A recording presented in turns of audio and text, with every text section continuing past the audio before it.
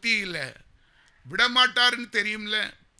ஆண்டவருக்கு தப்பி போக வழியே கிடையாது. அவர் ஒரு தீர்மானம் டிசிஷன் எடுத்துட்டார்னா நாம் அதுக்கு சரண்டர் ஆகிதான் ஆகணும். அவருடைய கோபத்திலிருந்து நம்மளை யாரும் மீட்க முடியாது. ஏன்னா நம்ம ஒரு வேலையை ஒரு பிள்ளைகிட்ட கொடுக்குறோம், அது முடிஞ்ச இருந்தும் அது செய்யலைன்னு சொன்னால் ஒரு தகப்பனுக்கு எவ்வளவு வேதனை வரும். எனக்கு அன்பானவர்களே, நான் அந்த பணியை ஏற்றுக்கொண்டேன். அவர் இப்போ 2வது மனஸ்தாபப்பட்டார். ஐயோ, எரேமியா 31 பாருங்க, 20வது வசனம். எப்ராயிம் எனக்கு அருமையான குமாரன் அல்லவோ, அவன் எனக்கு பிரியமான பிள்ளை அல்லவோ, அவனுக்கு விரோதமாய் பேசினது முதல் அவனை நினைத்து கொண்டே இருக்கிறேன். ஆகையால் என் உள்ளம் அவனுக்காக கொதிக்கிறது, அவனுக்கு உருக்கமாய் இறங்குவேன். ஆண்டவர் ஒரு அடியை அடித்தாலும் அந்த தீங்குக்கு மனஸ்தாபப்படுகிற தேவன். ஏசாயா 5:17 அப்படித்தான் சொல்லுகிறது. காயப்படுத்தினாலும் அவர் ஆற்றுகிற விதம். எனக்கு அன்பானவர்களை, நான் சொல்லு கேளாத முட்டாளா, மடையனா, மூடனா இருந்ததுனால எனக்கு ஒரு அடி. அந்த அடிக்காக அவர் வேதனை வெசனப்படுகிறார். நான் ஒத்துக்கொண்டதுனால. ஒருவேளை எல்லாரும் என்னை எழும்பினார்கள், நாராயணை நீ பழைய தெய்வத்தை விட்டுறாத, தாழ விழு, நீ உடைச்சி எரிச்சு போட்டிருக்க தெய்வத்தெல்லாம் கழுவி கொண்டு வச்சு அதை கும்பிட்டு விழு. அந்த ஆதிபராசக்தி என் மனைவி கனகோ என்ன பாரு, செம்பு அவ்வளோ தங்கம், உன்னை அப்படியே ஆசீர்வதிப்பேன், உன் பிள்ளைகளை கெட்டி கொடுக்க நீ இது போதும், இதை வச்சுக்க, என்கிட்ட வாணி. எத்தனை நயமான பிசாசு கூட்டமும் மனிதர் கூட்டமும் எழும்பின போது வேண்டவே வேண்டாம். என் மனைவி சொப்பனத்தில் கூட சொன்னாலாம், உன் காசு தூக்கி தூர குப்பையில் போடுன்னு சொல்லி. அப்படி ஒரு வைராக்கியம். அப்படி இருந்ததுனால இன்னைக்கு எப்ராயிமை குறித்து அவர் மனஸ்தாபப்படுகிறார். அப்போ அவரு, ஐயோ இந்த மகனுக்கு நம்ம ஒரு கஷ்டத்தை உண்டு பண்ணிட்டோமே, அந்த கஷ்டத்துக்கு பதிலாக அவனை எப்படி உயர்த்தணுமோ அப்படி உயர்த்துவார். உங்களுக்கு புரியுதா? அவர் அப்படி இரக்கம் உள்ள தேவன். இவனை ஊழியத்துக்காக நம்ம முன்குறிச்சோம், இவன் அறியாமையினால வரமாட்டேன்னு சொன்னா நம்மளும் அவசரப்பட்ட மகனை எடுத்துக்கொண்டு அந்த மகனுடைய இழப்பினால இந்த எப்ராயிமா இருக்கிற இவன் எவ்வளவு துக்கப்படுறான், வேதனைப்படுறான், அதை நினைச்சு நான் பாரப்படுகிறேன் என்று சொல்லி, அப்ப அதற்கு பதிலாக நீ அந்த கஷ்டத்திலும் நெருக்கத்திலும் ஆண்டவருக்கு சொந்தமாக அவருடைய சித்தம் செய்ய மனதாய் இருந்தால் அவர் உன்னை எப்படி நடத்துவார். எவ்வளவு பெரிய சந்தோஷம் அதுக்குள்ளே இருக்கிறது.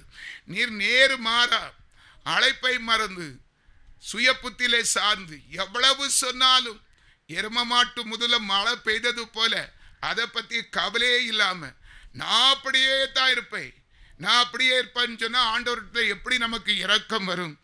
ஒரு அல்லேலூயா சொல்லுங்க. எனக்கு அன்பானவர்களே, மோசே இறங்கினான், ஆசீர்வதிக்கப்பட்டான். யோசுவா தீர்க்கதரிசி புஸ்தகம் 5வது அதிகாரம் அதனுடைய 7வது வசனத்தை நான் வாசிக்கிறேன், கொஞ்சம் கவனிங்க. என் தாசனாகிய மோசே எனக்கு கற்பித்த நியாய பிரமாணத்தின் படியெல்லாம் செய்ய கவனமாயிருக்க மாத்திரம் மிகவும் பலங்கொண்டு திடமனதாயிரு. நீ போகும் இடமெல்லாம் புத்திமானாய் நடந்து கொள்ளும்படிக்கு அதை விட்டு வலது புறம் இடது புறம் விலகாதிருப்பாக. அல்லேலூயா.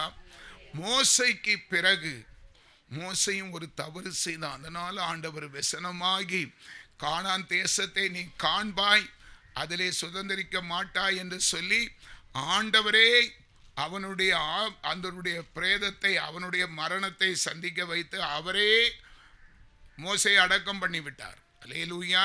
இப்போ யோசுவா புது ஒரு இரட்சகன், அந்த இரட்சகனிடத்தில் அறிவுரை சொல்லுகிறார். நான் உன்னை தெரிந்து கொண்டு இருக்கிறேன், இத்தனை ஜனங்களுக்கு வழி நடத்தும்படி. அருமையான மகளை, விசுவாசிகளாய் இருந்தாலும் நான் உன்னை முன்குறித்து இருக்கிறேன். உனக்கு இந்த கஷ்டம் வருவது என் நாம மகிமைக்காக. ஆண்டவருடைய நாமத்தை எல்லாரும் அறியும்படி செய்தோன்னா, ஐயோ இந்த மகள் வாழ்க்கையில இவ்வளவு கஷ்டம் துயரப்பட்டாளே, ஆனா இப்ப நல்லா இருக்காளே, ஆண்டவரிடத்துல போனதுனால அப்படி நீ புறஜாதி மக்கள் சொல்லும்படித்தான் உனக்கு சில கஷ்டம் கசப்பு. அதை முறிச்சு உம்முன்னு இருக்கக்கூடாது. நன்றி, நான் பாடுபடுகிறது ஆண்டவருக்கு பிரியமாய் சித்தமாய் இருக்கிறதுன்னு சொல்லி நன்றி சொல்லி துதிக்கணும், செபிக்கணும். ஏதோ ஒரு பெரிய கஷ்டம் வந்தது போல துதிக்க நேரத்தில் மௌனமாக இருந்தால் அடுத்த ஸ்டெப்புக்கு நம்ம போக முடியாது. நம்ம காரியத்தையே சொல்லி எனக்கு மன உளைச்சல் மனப்பாரம், எப்படி துதிக்க முடியும் இவ்வளவு கஷ்டத்தை வச்சு, அப்படிலாம் சொல்லிக்கொண்டே இருக்கக்கூடாது. அதான் ஆண்டவர் ஒரே வார்த்தையில் சொல்லிவிட்டார், ஆபத்து காலத்திலே நீ சோர்ந்து போவாயானால் உன்னுடைய விசுவாச பலன் குந்தி போனது. அல்லேலூயா சொல்லுங்க. யோசுவாட்ட சொல்லுகிறார் ஆண்டவர், நீ என்ன செய்யணும், நீ என்னுடைய நியாய பிரமாணத்தின் படியெல்லாம் செய்ய கவனமாயிருக்க மாத்திரம் மிகவும் பலம் கொண்டு திடமனதாயிரு. நீ போகும் இடமெல்லாம் புத்திமானாய் நடந்து கொள்ளும்படிக்கு அதை விட்டு வலது புறம் இடது புறம் சாயக்கூடாது. கர்த்தர் நமக்கு எதை கொடுத்திருக்கிறாரோ அதையே பற்றி கொள்ளணும். அங்க அந்த செல்லு, அந்த படம், அந்த இது, அந்த நண்பர்கள், அந்த தோழிகள் கேட்கத்தான் செய்வாங்க. நீ வலது புறம் இடது புறம் சாயக்கூடாது. நீ கர்த்தர் சொல்லியிருக்கார் இல்லையா? அல்லேலூயா. 8வது வசனம் சொல்லுகிறது, இந்த நியாயப்பிரமாண புஸ்தகம் உன் வாயை விட்டு பிரியாது இருப்பதாக. கவனிங்க, இந்த வார்த்தை உன் வாயை விட்டு பிரியாது இருப்பதாக. இதில் எழுத இருக்கிறவைகள் படியெல்லாம் நீ செய்ய கவனமாய் இருக்கும்படி இரவும் பகலும் அதை தியானித்து கொண்டு இருப்பாயாக. அப்பொழுது நீ உன் வழியை வாய்க்க பண்ணுவாய், அப்பொழுது புத்திமானாய் நடந்து கொள்வாய். இரவும் பகலும் கர்த்தருடைய வார்த்தையிலே தியானமாய் இருக்கிற மனுஷன் பாக்கியவான். சங்கீதம் 1:1 அப்படித்தான் சொல்லுகிறது. யோசுவாட்ட ஆண்டவர் அறிவுரை சொல்லுகிறார், இரவும் பகலும் வார்த்தை. எத்தனை பேர் அப்படி இருக்கிறோம்? நீ ஒரு நாளைக்கு 5 அதிகாரம் படிச்சா போதும். அந்த 5 அதிகாரத்தை, அந்த வசனத்தை அப்படியே ருசி, அது மறந்தாலும் மறக்காட்டாலும் அப்படியே இருதயத்தில் எழுதிரு. இப்படி நம்ம இருக்கிறோமா சிந்தி. ஒரு யோசனை சொல்றேன், ஒரு ஒரு ஒரு 15 நிமிஷம் தான் ஆகும் இந்த ஜெபம். 5 அதிகாரத்தை படி, அதில் உனக்கு ஆண்டவர் வெளிப்படுத்துவார் என்ன விஷயத்தில் நம்ம தப்பு செய்கிறோம், சரிப்படுத்தி வந்துரு. அப்படி நித்தமும் பார்த்தா ஒரு வருஷத்துக்குள்ள பைபிளை முடிச்சிடலாம். நீ தேறிடுவாய், யாரும் உன்னை மேற்கொள்ள முடியாது. அந்த வசனம் உனக்குள்ளே கிரியை செய்யும். இரவும் பகலும் கர்த்தருடைய வார்த்தையை சொல்ல கவனமாயிரு. 9வது வசனம், நான் உனக்கு கட்டளையிடவில்லையா? பலங்கொண்டு திடமனதாயிரு, திகையாதே, கலங்காதே. நீ போகும் இடமெல்லாம் உன் தேவனாகிய கர்த்தர். யோசுவா போன இடமெல்லாம் காரியம் ஜெயமாக மாறிற்று. யுத்தத்தில் அவன் வல்லவனானான். பெரிய பெரிய தேசத்து ராஜாக்கள் எல்லாம் முறியடித்தான். இஸ்ரவேல் கூட்டத்தை பார்த்து, யோசுவா நடத்தின கூட்டத்தை பார்த்து தேசமே கலங்கிற்று என்று வேதம் சொல்லுகிறது. நீ அவருக்கு மட்டும் அழகாய் நடந்தால் நீ போகிற இடமெல்லாம் கர்த்தர் கலங்கடிக்க செய்வார். உன் எதிராளி ஒரு காலத்தில் அற்பமாக நினைச்சவங்கெல்லாம் நடுங்குவாங்க. ஓ, இவன், இந்த மனுஷன், இந்த மனுஷி தேவ ஆவியை பெற்றவள். ஒரு மனுஷனும் பல்லுக்கு மேல நாக்கப்பட்டு பேச விட மாட்டார். கர்த்தர் நமக்காக யுத்தம் செய்து கொண்டே இருப்பார். அல்லேலூயா. தானியேல் தீர்க்கதரிசி புஸ்தகம் 6வது அதிகாரம் அதனுடைய 10வது வசனத்தை நான் வாசிக்கிறேன், கவனிங்க. தானியேலோ வென்றால் அந்த பத்திரத்துக்கு கையெழுத்து வைக்கப்பட்டது என்று அறிந்த போதிலும் தன் வீட்டுக்குள்ளே போய் தன் மேலறையில் எருசலேமுக்கு நேராக பலகணிகள் திறந்திருக்க அங்கே தான் முன் செய்து வந்தபடியே தினம் 3 வேளையும் தன் தேவனுக்கு முன்பாக முழங்கால் படியிட்டு ஜெபம் பண்ணினான். அன்பானவர்களே, தானியேல் என்பவன் ஆண்டவருக்கு பயப்படுகிற பயம் உள்ளவன். ஒரு இஸ்ரவேல் தேசத்திலே இருந்து ஒரு அடிமையாக விற்கப்பட்டவன். அடிமை, பார்வோன் தேசத்திற்கு அடிமையாக செல்லப்பட்டவன். ஆனால் அவன் அடிமையாய் இருந்தாலும் ஆண்டவரை நம்பி போனவன். அவனோடு தேவன் இருந்தார். இப்போது சுருக்கமா நம்ம தியானிக்க போறோம். அவனுக்கு எதிராய் இப்போ ஒரு ஊழியத்தில் ஒரு மனுஷன் எழும்புனா நிறைய பேர் சைடில் உள்ளவங்க எல்லாம் வியாக்கியானம் பண்ணுவாங்க. என்ன, அவன் இங்கே கூட்டத்தை விட்டுட்டு அங்கே போகிறீங்க, அவன் கூட்டத்துக்கு ஓடுறீங்க, இப்படியெல்லாம் இப்படியெல்லாம் கொஞ்சம் சடக்கு முடக்கு வரத்தாச்சு. எதிர்ப்பு இல்லை. எதிர்ப்பு இருந்தால் தான் நம்ம வளர முடியும். அல்லேலூயா. நான் அதை நினச்சி ரொம்ப சந்தோஷப்படுவேன். நம்மளை பற்றி 4 பேர் 10 பேர் விமர்சனம் பண்ணணும். விமர்சனம் பண்ணால் தான் நம்ம வளர முடியும். அல்லேலூயா. ஆனால் கர்த்தர் அப்போ தான் வைராக்கியம் கொள்வார். நம்ம ஆளை பார்த்தா பேசுகிறான், இன்னும் வளர்த்துறேன், நீ வெப்பராளப்பட்டு உருகி போயிட்டே இரு, அவன் வளர்ந்து கொண்டே இருப்பான்னு சொல்லி. அது நமக்கு நல்லது. அல்லேலூயா சொல்லுங்க. இப்போ தானியேலுக்கு எதிராக அங்க உள்ள தலைவர்கள், முன்னால அரசனுடைய மதிப்பு பெற்றவர்கள்லாம் அப்படி திட்டம் போட்டு ஒரு 30 நாளைக்கு ஆண்ட ராஜாவை தவிர வேற எந்த தெய்வத்தையும் வணங்கக்கூடாது என்று ஒரு சட்டம் போட திட்டம் போட்டார்கள். அவர்களுக்கு நல்லா தெரிந்தது, தானியேலு சும்மா இருக்க மாட்டான், அவனை வேறு விதத்தில் குற்றப்படுத்த முடியாது, அவன் தேவனை ஆராதிக்கிறதிலே அவனை குற்றப்படுத்த வேண்டும் என்று சொல்லி 30 நாள் அளவும் வேறு எந்த தெய்வத்தை ராஜாவை தவிர வணங்கக்கூடாது என்று கட்டாய சட்டம் போட்டு விட்டார்கள். ஆனாலும் நம்ம வாசித்த பகுதி எல்லாம் தானியேலுக்கு தெரிந்தும் எப்போதும் போல 3 வேளை அவன் செபிக்கிறவன். அந்த சிற்றவட்டில் போய் அந்த பலகணிலுக்கு நேரு கிழக்கு வாசல் எருசலேமை நோக்கி அவன் முழங்கால் ஜெபமிட்டான். அவனை கையும் பையுமாக பிடித்து விட்டார்கள். ஒரு அல்லேலூயா சொல்லுங்க. 16வது வசனம். அப்பொழுது ராஜா கட்டளையிட அவர்கள் தானியேலை கொண்டு வந்து அவனை சிங்கங்களின் கெபிலே போட்டார்கள். ராஜா தானியேலை நோக்கி, நீ இடைவிடாமல் ஆராதிக்கிற உன் தேவன் உன்னை தப்புவிப்பார். ராஜாவுக்கு மனசு இருக்குது காப்பாற்றும்படி, ஆனால் கூட உள்ள எதிராளிக்கு மனம் இல்லை. அப்போ ஆண்டவர் இதெல்லாம் பார்த்துக்கிட்டே இருக்கிறார். சிங்க கெபில தூக்கி டேனியலை போட்டாச்சுன்னா என்ன, ராஜாவே கொடுத்த வாக்கை மீற முடியாது, சட்டம் போட்ட ராஜாவே சரி டேனியல் வார்த்தைக்கு கீழ்ப்படியில தூக்கி போட்டுருக்கன்னு சொல்லிக்கிட்டு உன் தேவன் உன்னை தப்புவிப்பார் என்று ஒரு வார்த்தை சொன்னான். அவனையும் தூக்கி சிங்க கெபிலே போட்டு விட்டார்கள். அல்லேலூயா அல்லேலூயா. 22வது வசனம். சிங்கங்கள் என்னை சேதப்படுத்தாதபடிக்கு தேவன் தம்முடைய தூதனை அனுப்பி அவைகளின் வாயை கட்டி போட்டார். அல்லேலூயா. கர்த்தருடைய வாய் பேசுகிறது. வாயை பற்றி நம்ம பேசுகிறோம். சிங்க கெபில தூக்கி போட்டாச்சிங்க. கொஞ்சம் சிங்கங்கள், பல சிங்கங்கள் இருக்கும். சிங்கங்களுக்கு ஆகாரமே கிடையாது. சிங்கங்களுக்கு ஆகாரம் அக்யூஸ்ட், கொலை குற்றவாளிகள், மரண தண்டனைக்கு உரியவர்களை தூக்கி அந்த காலத்தில் இப்போ தூக்கில் போடுறாங்க. அப்போ அந்த மாதிரி ஒரு வினோதமான சட்டம் வைத்தார்கள். உயிரோட தூக்கி சிங்கத்தில் போட்டுருவாங்க. கொஞ்சம் கவனிச்சு பாருங்க. அந்த சிங்கம் பசியில் இருக்கும். டெய்லி 3 வேளை திங்கிற சிங்கமாக இருக்கும், ஒரு வேளை திங்கிற சிங்கமாக இருக்கும். எப்பவும் அங்கே மரண கைதி புடையா போடும். எப்பண்டா எவனா வந்து விழமாட்டானான்னு சொல்லி சிங்கம் பசியில் துடிச்சிட்டு இருக்கும். தானியேலை தூக்கி போட்ட உடனே அது என்ன எலும்பெல்லாம் பஸ்பமாக ஆக்கியிருக்கும். ஆனால் என்ன நடந்தது? ஆண்டவர் சிங்கங்களின் வாயை கட்டி போட்டார். கர்த்தர் தானியேலோடு இருந்தார், ஒரு சேதாரம் வராதபடி அதிசயமாய். அல்லேலூயா. எனக்கு அன்பானவர்களே, நம்மை பாதுகாக்கிற ஒரு தேவன் நமக்கு இருக்கிறார். அவன் கீழ்ப்படிந்தான், பயப்படவில்லை. நம்மனா செபிப்போமா சொல்லுங்க. ஒருவேளை இங்கே வந்து நிறைய பேர் வந்து இங்கெல்லாம் ஜெபம் பண்ணக்கூடாதுன்னா எனக்காக எத்தனை பேர் பேசுவீங்க? எல்லாரும் அப்படி இப்படிமா கதவை திறந்துக்கிட்டு நமக்கு எதுக்கு வம்பு, அந்த நெட்டையினை பிடிச்சிட்டு போங்க, தொல்லு தாங்க முடியலங்க இருந்து அவ்வளோ வரையும் போட்டு ஏசிக்கிட்டு இருக்கான்னு போக சொல்லிட்டு போவீங்க. ரொம்ப தான் வேணும், ஓவரா தொல்லுனா இப்படி தான் நடக்கும். அப்படி ஒரு பேச்சுக்கு சொல்ல, நீங்கள் அப்படி செய்ய மாட்டீங்க. ஆமாம், கரெக்டாக சொன்னீங்க, அப்படி செய்ய மாட்டீங்க. அதனால சொல்கிறேன், டேனியல் பயப்படலை பாருங்க. ஐயோ நம்மளை பிடிச்சி சிறையில் போட்டுருவாங்க, தண்டனை போட்டுருவாங்க. டேய் போலீஸாரன்னு சொல்லுவாங்க, பேசக்கூடாதுன்னு சொன்னால் பேசு.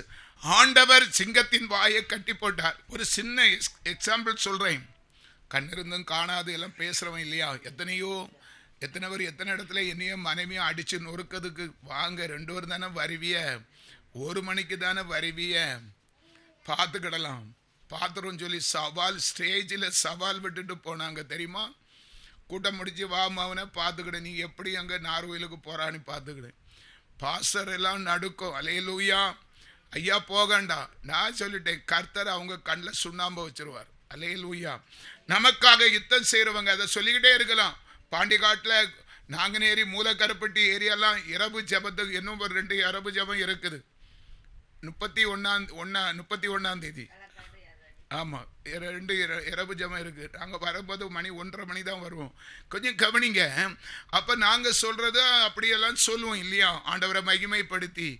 ஆனாலும் ஆண்டவர் எதிராளி நிமித்தம் நம்மை காக்க வல்லவராய் இருக்கிறார். தேவ பிள்ளையை, நம்மோடு இருக்கிறவர் சர்வ வல்லவர். நம்மளை விட்டு கொடுத்து அவர் வேடிக்கை பார்க்காத தேவன். அல்லேலூயா. இனி பாருங்க, சங்கீதத்தின் புஸ்தகம் 103வது சங்கீதம் 5வது வசனம் வாசிக்க கேட்போமா? சங்கீதம் 103:5. சீக்கிரமா வாசி. இதெல்லாம் நீ சொல்லி கர்த்தர் கொடுக்கிற உபதேசத்தை கேட்டு பயப்படாமலும் அஞ்சாமலும் அவர் சொல்லுக்கு கீழ்ப்படிந்தால் கர்த்தர் உன் வாயை நன்மையாலே திருப்தியாக்கி வால வயதுக்கு ஒப்பான வயதை போல ஆண்டவர் உன்னை மாற்றுவார். வால வயது கழுகு எப்படி இருக்கும்? அது நோஞ்சாம் போலையா இருக்கும், கெம்பிரமா பறக்கும், புது பெலனடைந்து. பெலனற்று இருக்கிற நீ புது பெலன். அப்போ உன்னுடைய அழைப்பை புரிந்து கொள். கேட்கிற தேவ பிள்ளைகளை, ஒவ்வொருவருக்கும் அழைப்பு இருக்கிறது. அவங்களுக்கு இவங்களுக்கு மட்டும் இல்லை, எல்லாத்துக்கும் அழைப்பு இருக்கிறது. அவருடைய அனுமதி இல்லாமல், அழைப்பு இல்லாமல் நம்ம யாரும் பிறப்பதில்லை. நம்முடைய பிறவி பலன் அவருடைய கரத்தில் இருக்கிறது. உங்களை குறித்து அவருக்கு ஒரு திட்டம் இருக்கிறது. இது செபிக்கிற மகள், இது வாஞ்சிக்கிற மகள், இந்த மகளை அதுக்கன்னு வச்சிருக்கிறோம் அப்படின்னு சொல்லி தயவு செய்து அழைப்பை புரிந்து கொண்டு செயல்பட்டால் தொடர்ந்து வரக்கூடிய ஆசீர்வாதத்தை ஏசாயா தீர்க்கதரிசி மூலமாக கர்த்தர் நம் வாழ்க்கையிலே அப்ராயசப்படுத்துவார். வாக்குத்தத்தம் வருகிறது. கர்த்தருக்கு பயப்படுகிறவர்களுக்கு உள்ள வாக்குத்தத்தம், ஆண்டவரை நேசிக்கிறவர்களுக்கு உள்ள வாக்குத்தத்தம். நிச்சயமாய் இந்த 11 நாள் முடிவிலே இதை நமக்கு சுதந்திரிக்க முடியும். இன்னும் அப்படியே தான் இருப்பேன், இன்னும் நான் மாறலன்னு சொன்னா உனக்கு அது வராது. மாறிட்டீங்கன்னா வந்துடும், மாறிட்டீங்கன்னா நிச்சயமா வந்துடும். அதுல ஒரு மாற்றம் இல்லை. தயவு செய்து ஏசாயா தீர்க்கதரிசி புஸ்தகம் அதனுடைய 45வது அதிகாரம் 23வது வசனத்தை நான் வாசிக்கிறேன், கேளுங்க. முழங்கால் யாவும் எனக்கு முன்பாக முடங்கும், நாவு யாவும் என்னை முன்னிட்டு ஆணையிடும் என்று நான் என்னை கொண்டே ஆணையிட்டு இருக்கிறேன். இந்த நீதியான வார்த்தை என் வாயிலிருந்து புறப்பட்டது, இது மாறுவது இல்லை என்று கர்த்தர் சொல்லுகிறார். இன்னைக்கு என்னுடைய சத்தத்தை கேட்டுக்கொண்டிருக்கிற என்னுடைய பிள்ளைகளை, நான் உங்களுக்கு ஊழியக்காரன் மூலமாக கொடுக்கிற வார்த்தை அது என்னை விட்டு, என் வாயை விட்டு மாறாது என்று கர்த்தர் சொல்லுகிறார். கர்த்தரிடத்தில் மாத்திரம் நீதியும் வல்லமையும் உண்டு என்று அவன் சொல்லி அவரிடத்தில் வந்து சேர்வான். அவருக்கு விரோதமாய் எரிச்சல் கொண்டிருக்கிற யாவரும் வெட்கப்படுவார்கள். இஸ்ரவேலின் சந்ததியாகிய யாவரும் கர்த்தருக்குள் நீதிமான்களாக்கப்பட்டு மேன்மை பாராட்டுவார்கள். கர்த்தர் இஸ்ரவேலின் கர்த்தராகிய யாவரும். கொஞ்சம் நம்ம மனசை திருப்புவோங்க, கொஞ்சம் ஆண்டவருக்கு நம்முடைய மனசை திருப்பி, கர்த்தருக்கு நீதிமான், அவருடைய பிள்ளை, என்னுடைய வித்து. ஆண்டவர் யாரையும் நம்மளை தொடவிட மாட்டார். எந்த சத்துருவும் நம்மளை பலவீனப்படுத்த முடியாது. நமக்கு வாழ்க்கையிலே கர்த்தர் வைத்திருக்கிற ஆசீர்வாதத்தை தட்டி பறிக்க முடியாது. அதை காலம் கடத்த முடியாது. நம்மளே நம்முடைய ஆசீர்வாதத்துக்கு தடைக்கல்லாய் மாறிவிடக்கூடாது. அல்லேலூயா. ஏசாயா 55வது அதிகாரம், ஏசாயா 55வது அதிகாரத்தில் கர்த்தர் சொல்லுகிற வார்த்தை கவனிங்க. 10வது வசனத்தை வாசிக்கிறேன், கவனிங்க.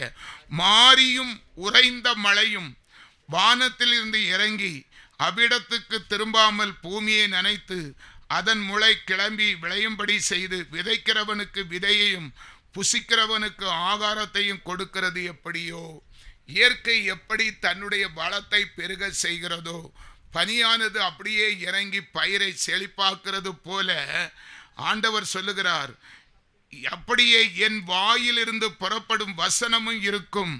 அது வெறுமையாய் என்னிடத்துக்கு திரும்பாமல் அது நான் விரும்புகிறதை செய்து நான் அதை அனுப்பின காரியமாகும்படி அது வாய்க்கும். அல்லேலூயா. ஆண்டவர் இன்னைக்கு சொல்லுகிற வாக்கு தத்துவம், பூமியானது பயிரில் அந்த பூமி பனியை நிறங்கி அதை எப்படி செழித்து ஓங்கி வளர்கிறது போல நம்முடைய வாழ்க்கையிலே வளர்ச்சி ஆசீர்வாதமும் தேவன் வாயிலிருந்து புறப்படுகிற வாக்குத்தத்த வார்த்தையின் மூலமாக அது நிறைவேறும் என்று சொல்லி கர்த்தர் நமக்கு வாக்கு கொடுக்கிறார். அந்த வாக்கு என்ன தெரியுமா? ஏசாயா தீர்க்கதரிசி புஸ்தகம் 59வது அதிகாரம் அதனுடைய 21வது வசனத்துல நம்ம பார்க்க போகிறோம். அவர் சொல்லுகிறார், உன்மேல் இருக்கிற என் ஆவியும், கவனிங்க, உன்மேல் இருக்கிற என் ஆவியும் நான் உன் வாயில் அருளிய என்னுடைய வார்த்தைகளும் இது முதல் என்றென்றைக்கும் உன் வாயில் இருந்தும் உன் சந்ததியின் வாயில் இருந்தும் உன் சந்ததியினுடைய சந்ததியின் வாயில் இருந்தும் நீங்குவதில்லை என்று கர்த்தர் சொல்லுகிறார்.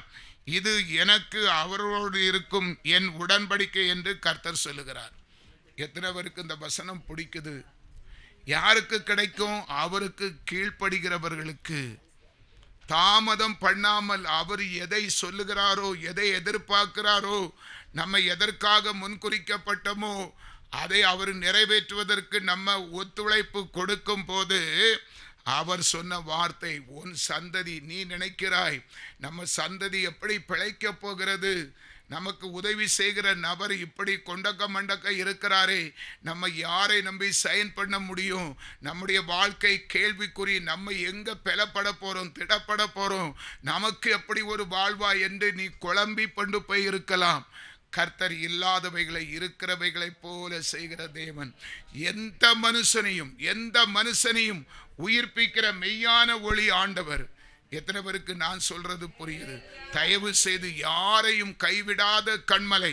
நீங்க யோசித்து பாருங்க, எத்தனை பேர் ஆண்டவருக்கு சாட்சியாய் எழும்பி இருக்கிறார்கள். தாயின் வயிற்றிலே நடக்க முடியாத இருந்த பிள்ளையை ஒரு பேதுரு யோவானை கொண்டு இயேசுவின் நாமத்தில் எழும்பி நடந்தான்.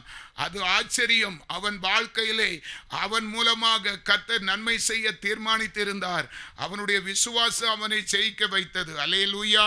அவர் சொல்லுகிறார், உன்மேல் இருக்கிற என் ஆவியும் நான் உன் வாயில் அருளிய என்னுடைய வார்த்தைகளும் இது முதல் என்றென்றைக்கு என் வாயில் இருக்கும். சும்மா வெறும் கை முழம் போடாது. சும்மா வெறுமையா வந்துட்டு போய் இயேசு சொல்லிட்டாரு, அந்த ஊழியக்காரர் சொல்லிட்டாரு, எனக்கு வாக்கு தத்தம் தந்துட்டாரு, நடக்காது. நீ அதுக்கு உள்ள பாத்திரமாக இருந்தால். அல்லேலூயா, அல்லேலூயா. பிரியமானவர்களே, எனக்கு பரிபூர்ண நம்பிக்கை இருக்கிறது. இந்த 11 நாளைக்குள்ளேயும் நான் நம்புறேன். நான் ஏன் உங்களை அவ்வளவு விரட்டுறேன்னு தெரியுமா? கர்த்தர் நிச்சயமா ஒரு பெரிய அற்புதம் செய்ய போறார். நமக்கு சொன்னதை செய்யும் அளவும் அவர் அயராது இருக்க போகிறார். அல்லேலூயா, அல்லேலூயா. பிரியமானவர்களே, ஆண்டவர் நமக்கு வாக்கு தந்தார். அப்படித்தானே? என் வார்த்தை உன் வாயிலும் உன் சந்ததி வாயிலும் உன் சந்ததிக்கு சந்ததி வாயிலும் நான் அபிஷேகத்து வைப்பேன் என்று சொன்ன ஆண்டவர் இந்த பாடல்ல சொன்னார், மேற்கு கிழக்கு வடக்கு தெற்கு பரம்புவாய். அல்லேலூயா. பூமியின் தூளை போல உன் சந்ததி பெருகும். கொஞ்சம் கவனிங்க, இந்த பாட்டு எனக்கு ஆவில உந்தப்பட்டு பூமியின் தூளை போல அப்படி என்று அவர் ஒரு வாக்கு கொடுத்தார். நம்ம சந்ததி நம்ம பிள்ளைகளாலே உருவாகும். இன்னைக்கு நம்முடைய தலைமுறைகளை எப்படி நம்ம காண போறோம்? நம்ம நிலை இப்படி இருக்கிறது, நம்முடைய பிள்ளை நிலை எப்படி இருக்கிறது, எப்ப திருமணம், எப்படி திருமணம், இப்படியெல்லாம் நம்ம பல பேர் பலவிதமான யோசனை. நிறைய பேருக்கு பண வசதி இருக்காது, நல்ல சம்பந்தம் கைகூடி வருமோ வராதோ என்கிற ஐயப்பாடு. ஆனால் கர்த்தர் இன்னைக்கு வாக்கு கொடுத்தார், நான் உன் வாயோடும் உன் சந்ததி வாயோடு உன் சந்ததிக்கு சந்ததி வாயோடு இருப்பேன். அவர் சொன்னதை செய்கிற தெய்வம். அவர் நம்ம உள்ளத்திலே ஏவி 11 நாள் தொடர்ந்து அவருடைய சமூகத்திலே வந்து நில்லுங்கள், நான் உங்களை ஆசீர்வதிக்கட்டும் என்று வாக்களித்து அவருடைய சமூகத்திலே பாரத்தோடு வந்திருக்கும். ஆனால் நம்ம செய்ய வேண்டிய காரியம், அப்பா நம்மிடத்திலே எதை எதிர்பார்க்கிறார், நான் என்னுடைய சுயத்திலே சாயாதபடி இன்னும் முயற்சி பண்ணி அவருடைய கட்டளைகள் எல்லாம் கண்டிப்பா செய்வேன் என்கிற உறுதி நமக்கு இருக்கும்னா, அவர் சொன்னதை இந்த பூமியின் தூளை போல உன் சந்ததி பெருகும். நிறைய பேருக்கு நமக்கு என்ன தேவை தெரியுமா? நம்முடைய வருங்காலம், நம்முடைய சந்ததிகளை காண வேண்டும். ஒரு குறிப்பிட்ட நாட்களுக்கு பிறகு பிரியமானவர்களை, ஒரு தாய் தகப்பனுடைய எண்ணம் அப்படித்தான் இருக்கும். ஆண்டவரே, என் பிள்ளை மூலமாக, என் குடும்பத்தார் மூலமாக, என் மகன் மகள் மூலமாக எனக்கு பேர பிள்ளைகளை என் கண்கள் காணட்டும். கர்த்தர் சொன்னார், பூமியின் தூளை போல என் வாயின் வார்த்தை உன் சந்ததி மீது, உன் மீது, உன் வாயில் இருக்கும், உன் பிள்ளை வாயில் இருக்கும், உன் தலைமுறை வாயில் இருக்கும். அப்படி நான் நீ பிள்ளையும் காண போகிறாய். பூமியின் தூளை போல உன் சந்ததி பெருகும் என்று வாக்குரைத்தரே. சொன்னதை செய்யும் அளவும் அவர் நம்மை கைவிட மாட்டார்.